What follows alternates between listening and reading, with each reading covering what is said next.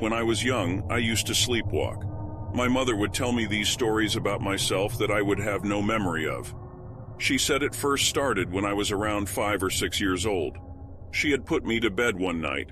Then, around an hour or so later, she heard a noise coming from down the hallway. She shut the book she had been reading and went to investigate. She told me that she found me sitting at the kitchen table, pretending to eat. At first, she asked me what I was doing, and after not receiving a response she approached. Upon closer inspection, she realized that I wasn't awake to respond.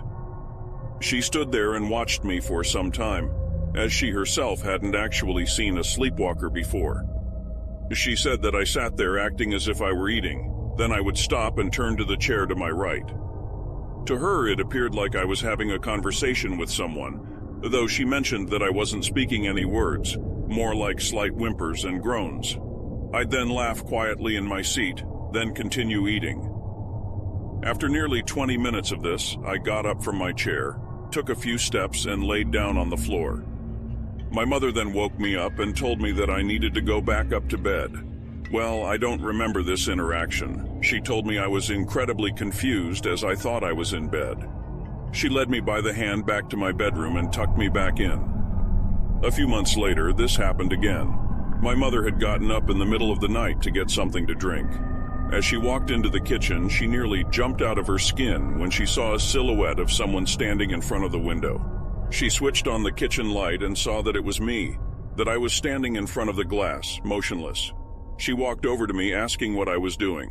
Of course, when she got closer, she saw that my eyes were shut. Apparently, I stood at that window for nearly a half hour before turning and walking back to my bedroom. My mom followed closely to make sure I went back to bed, and sure enough, I did. It was odd for me to hear about these things I was doing after I had fallen asleep. The concept that my body would move when I had no conscious control over it made me nervous.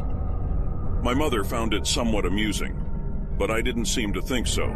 Over the following year, I only sleepwalked a few times. Most of them just ended up with me getting up from my bed and wandering into another room before falling asleep on the floor. My mother would usually find me the next morning and wake me up. Then, after nearly a year had passed, my mother had gotten up one night, and while she was passing by my room, she decided to peek in on me. When she opened my door, I was nowhere to be found. She wandered around the entire house but couldn't find me in any of the rooms. Then, as she was walking through the living room, something out of the corner of her eye caught her attention. She saw the vague outline of someone standing outside underneath one of the street lamps. As she turned to get a better look, she quickly realized it was me. She threw open the door and dashed outside. I was apparently standing in the center of the road all by myself. Luckily, our street was on a dead end and didn't see very much traffic after 9 p.m. She called out my name as she ran towards me, but I didn't seem to react at all. As she slowed her approach, she saw that I was gesturing with my arms as if I were having a conversation with someone. She walked up to me and grabbed my wrist. When she did this, I apparently began to freak out. I started to shout and fight against her, as if she were some sort of beast attempting to devour me. A minute or two later, I had woken up and snapped out of my frenzy. When I came to, I asked my mother where I was, and she calmly explained that I had walked outside while I was sleeping. I apologized to her, and she led me back inside. The months that followed, I would sleepwalk almost every other night. It had gotten so bad that my mom had taken me to a few mental health professionals. Each of them told my mother that sleepwalking is quite common in children, and that I should eventually grow out of it. They just gave her a list of things to be aware of if she finds me sleepwalking again, such as not waking me up in the middle of it, or gently coaxing me back to bed, etc. These explanations didn't really put my mother at ease. She wanted something a bit more concrete. So, she kept searching until she came across a therapist who specialized in sleep disorders. It's such a bizarre part of my life that I barely remember it. All the evidence I've had that I used to sleepwalk all seemed to come from my mother telling me such. I apparently spoke with this doctor numerous times and visited him at least twice a week for 3 months straight. Then one day my mother stopped taking me to see him, and according to her, I hadn't had a sleepwalking episode since. Nearly 15 years has passed since then, and it all just seemed more like a dream than a memory, as if it happened to somebody else and I had just heard about it. Of course, I believed my mom. I doubt she would make up something like that. It just never really clicked that I had this problem when I was younger. That was until I was helping my mom clean out some of her things out of her basement.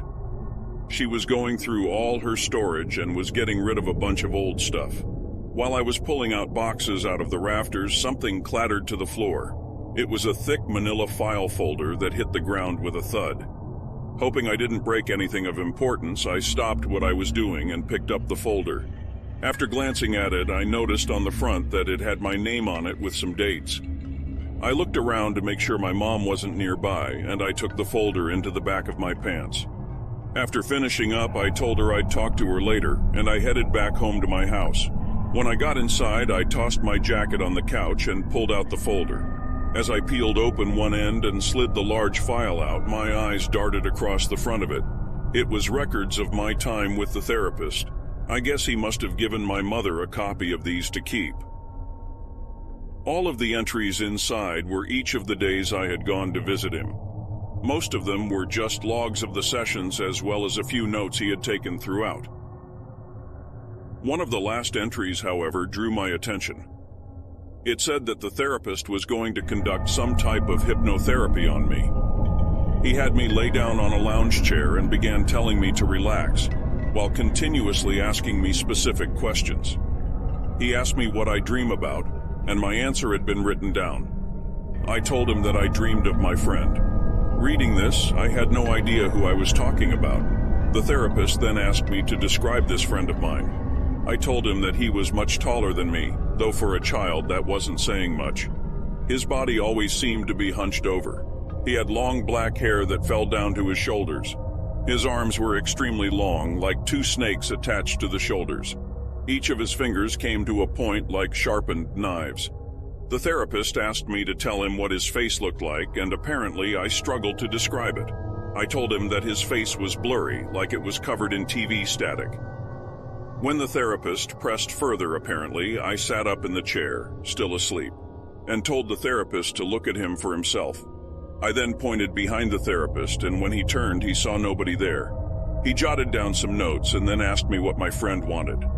I told him that he wants to take me somewhere far away so we can both play together forever. He made another note, then through a series of careful statements, he rid my mind of negative dreams. Well, that's what he wrote down anyway. Since that day, I have slept peacefully without any more sleepwalking incidents.